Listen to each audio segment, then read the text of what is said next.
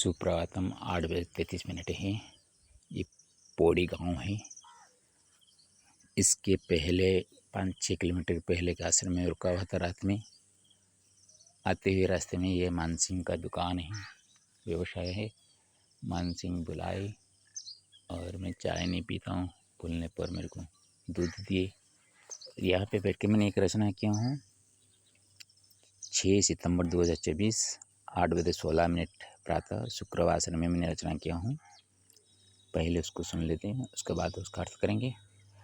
पावनी नर्मदा माता पुनाति जलधारया पालयति स्वसन्तानं पुत्रपुत्रीवत्कलौ पुनः डीलेश्वरात्मरक्षार्थं डम्बुरुधर प्रभुता डाकिनी साकिनी रूपा दिगम्बरेश्वरी हिता स्वर्गसुखवदद्यपि सुखेनार्जितपयसा सौभाग्यवर्धतामस्तु सर्वथा व्यवसायिनः। रात्रियापनमाश्रित्याश्रमेणुनेति नामतः राजमार्गस्थघाटे च यापितकालनिद्रया आत्मसाक्षात्स्वरूपेण मिलितोऽत्मातिथये स्वात्मानात्मनि मत्वाहं पश्यामि मानविकताम्। सत्यमुक्तं मुनिभिः श्रिया भक्त्या भगवती साधना साध्यते ध्रुवं ध्रुवेव महतं तपः। तात्कालिकसौख्यस्य यद्यपि सुखमालिकं तावसौख्यं तु नायति यावत् श्रीप्रभुरिच्छेन्न। राजते नर्मदा माता मरेशेनामरात्मनि राजतामत्र सदैव मरकण्टककानकिनी। पूढीश्वरात्मसत्कारस्यात्मा मे भवति यथा प्लोतेवात्मा खिन्नाप्सच्चास्तु वै तत्सकलात्मसु। आइए अर्थ करते हैं। पावनी नर्मदा माता पुनाति जलधारया पालयति स्वसन्तानं पुत्रपुत्रीवत्कलौ पुनः। पावनी नर्मदा माता, मैं गंगा जी को पकड़ के चल रहा हूँ, नर्मदा के किनारे चल रहा हूँ। तो गंगा और नर्मदा दोनों माता के रूप में जलधारा से सबको पवित्र करते हुए आगे बह रही हैं। एक तो पूर्व में बंगोपसागर में बहकर वो मिल रही है, दूसरी पश्चिम छोर में कच्छ सागर में जाकर वो मिलती है। वो बहकर क्या करती हैं ना, अपने संतान बेटा और बेटी को जैसे संसार में पालन करते हैं, उसी तरह पुत्र पुत्री की तरह कलिकाल में वो जलधारा से प्लावित करके सस्य श्यामल करवा कर अपने संतान को पालन करती रहती हैं। डीलेश्वरात्मरक्षार्थं डम्बुरुधर प्रभुता डाकिनी साकिनी रूपा दिगम्बरेश्वरी ख्याता। यहाँ पे देखिए, जो कि मेरा जातक का नाम है डीलेश्वर। तो डीलेश्वर का आत्मा को रक्षा करने के लिए प्रभु डम्बुरुधर का प्रभुता किस तरह रक्षा करती है, और डाकिनी साकिनी रूपा में जो दिगंबर प्रभु शिव जी का ईश्वरी जो है वो कैसे अपने दृष्टि निक्षेप करके रखती है। ऐसे तो स्वर्गत पंडित श्री कैलाश चंद्र मिश्र मेरे पिताजी है, वो जो शिव के रूप में हैं, अभी स्वर्गत होते हुए उनका दृष्टि मेरे ऊपर ही है। और मेरे माँ सुलोचना देवी पारिव्यक्ति रूपा है, जिसने मेरे को गाय के दूध से ही पिलाकर बड़ा किया था। और अभी भी जहाँ जहाँ पे दूध नहीं मिलता है, लेकिन यहाँ पे आने पर मैं रास्ते में चल रहा था तो मान सिंह ने बुलाया और चाय नहीं पीता, वो लोग दूध दिए, उनकी पत्नी दूध ला के दिए। यहाँ पे शिव जी बुलाए और नर्मदा माता स्वरूपिणी मेरे को दूध पिलाई। स्वर्ग सुखा बदद्यपि सुखे नार्जित पयसा सौभाग्यवर्धतामस्तु सर्वथा व्यवसायिनः। स्वर्ग सुख की तरह आज जो सुख, ये पय दूध से जो सुख मैंने अर्जित किया, उसी तरह सबका सौभाग्य वर्धन हो। हमेशा इस व्यवसाय का, मान सिंह जी का व्यवसाय उत्तरोत्तर उन्नति हो और दूध की तरह जैसे पवित्र और पुष्टि कर है, उसी तरह उनका अर्जित धन से वो हमेशा पुष्ट होकर संसार में चले। रात्रियापनमाश्रित्याश्रमेणो नेति नामत राजमार्गस्थघाटे च यापितकालनिद्रया। तो रात्रि यापने के लिए मैंने एक आश्रम में रुका हुआ था। नोन घाटेती जो राजमार्ग में वो आते हैं, वो लीला से आता तो सीधा मैंने आता, लेकिन मैं इस तरफ वो दमहेड़ की तरफ से आया तो बीच में आकर एक तिराहा आया, तिराहा से फिर से लीला की तरफ जाते हुए 1 किलोमीटर के बाद वो आश्रम है। तो रात में कुछ कन्याएं अमरकंटक के लिए जा रही थी और गाड़ी में वो रात्रि के समय में 1 बजे कुछ समय के लिए विश्राम के लिए वो आश्रम को आ गई। तो वहाँ से भी जिस पर शोर शराबा कह रहा, नींद नहीं हो रही थी।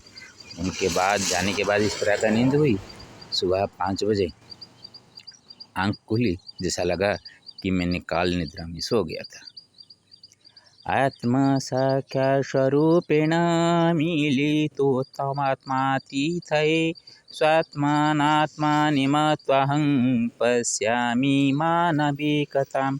आत्मा साक्षात्कार स्वरूप में, जैसे को आत्मा को कोई दिख रहा है, आत्मा के साथ साक्षात्कार करने के लिए तो आप कितने युग लग जाएगा, लेकिन आप कभी भी आत्म साक्षात्कार नहीं पा पाएंगे। लेकिन साधारणतः जो आदमी को पहचानना और एक संत जा रहे हैं उनको सेवा करने से हमारा कुछ फल हमको मिलेगा, तो इस सोच में जिस प्रकार का आप एक आत्मा को पहचानने की जो मिलता है, ये अतिथि के लिए जो इस प्रकार आत्मा साक्षात्कार होता है।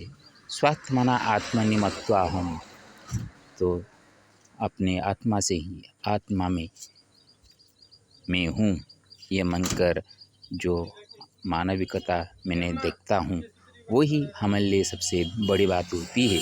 यही संसार में दिखाना है कि आत्म साक्षात्कार कैसे किया जाता है, ना कि मैं किसी को कुछ दे दिया गर्भ से महसूस करने के लिए नहीं। इतना है कि कोई हमारे सामने आकर खुशी से और शांति से लौट रहा है का मतलब हम भगवान के लिए कुछ सेवा किए। सत्यमुक्तं मुनिभिः श्रिया भक्त्या भगवती साधना साध्यते ध्रुवं ध्रुवेव महतं तप।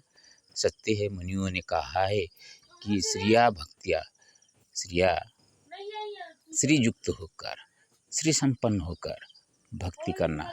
सिर्फ पैसा है इसलिए हम कुछ दान धर्म कर देंगे। श्रीयुक्त धन होना चाहिए देने के लिए, और क्षमता होनी चाहिए, भाव भी होना चाहिए।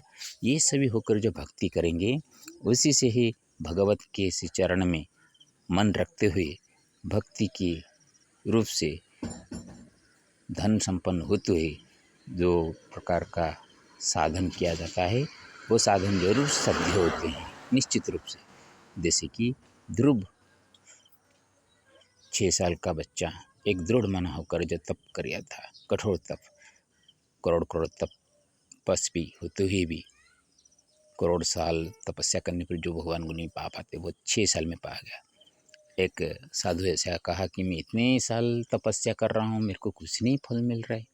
तो उनको लेकर भगवान श्री कृष्ण ने दिखाया था वो साधु को कि एक नदी पार करके एक जगह में, पहाड़ी जगह में गए, वहाँ देखा कि एक अस्थि का एक पर्वत दिखा। देखने पर वो पूछा कि महाराज भगवान ये सभी क्या है?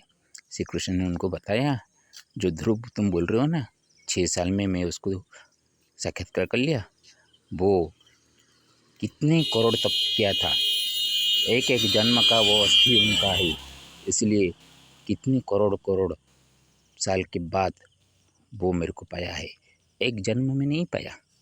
ये दिखाने के लिए वो जो साधु को लिए थे, वो साधु का घमंड टूट गया था। आज कोई एक बार साधु बन जाता है, समझता है कि इस जन्म के बाद वो और दूसरा जन्म नहीं पाएगा, मुक्ति हो जाएगा। ऐसी बात नहीं है। सिर्फ अपने अपने ढोंग रचाकर एक दूसरे के से आँखों को देखकर उंगली दिखाकर एक दूसरे का दोष त्रुटियाँ दिखाकर कोई किसको ढोंग बोलता है, कोई किसी को शराबी बोलता है, कोई किसी को दम लगाने वाला बोलता है। इस तरह सिर्फ समाज में दिखाते हैं और उसको भाव को अलग प्रकार के रूप में प्रस्तुत करके सनातन धर्म का इस तरह का मजाक उड़ाते हैं। ये अच्छी बात नहीं है। तात्कालिकसौख्यस्य यद्यपि सुखमालिकं तावत्सौख्यं तु नायति यावत् श्रीप्रभुरिचेन्ना। तात्कालिक सौख्य जो होते हैं ना, हम कुछ खा लिए, पी लिए, सुख लग लिया, ये यद्यपि एक अलिक है, थोड़े समय के लिए। अभी मैंने दूध पा गया तो 2 घंटे के बाद फिर से भी भूख लग सकती है, लेकिन तावत् सौख्यं तु नायति, अच्छे सुख तब तक नहीं आएगा जब तक श्री प्रभु इच्छित ना, प्रभु इच्छा नहीं करे, तब तक आपको अच्छा सुख, चिर सुख नहीं मिल सकता।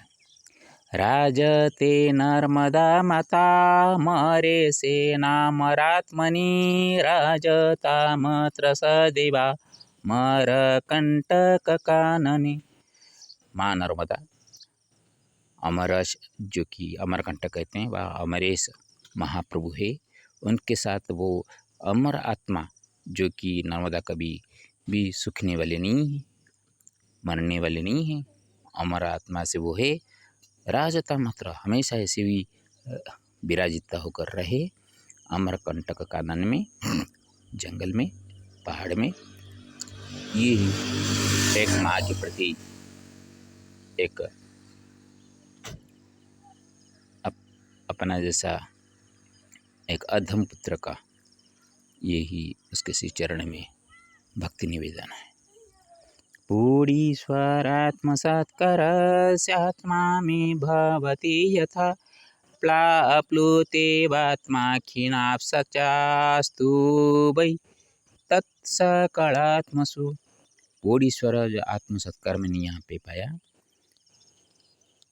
जैसा मैंने मेरा आत्मा प्लावित हो गया, प्लुत हो गया, जल जो स्नेह जल से डूब गया, उसी तरह क्षीणाप्सा, क्षीणा नर्मदा जी का जल से हमेशा सकल आत्मा में इस तरह ही स्नेह भाव से का जल से डूब के रहे। सबका मंगल हो, सर्वविध कल्याण हो। सर्वे भवन्तु सुखिनः, सर्वे सन्तु निरामया, सर्वे भद्राणि पश्यन्तु, मा कश्चित् दुःखभाग्। नमो नमः।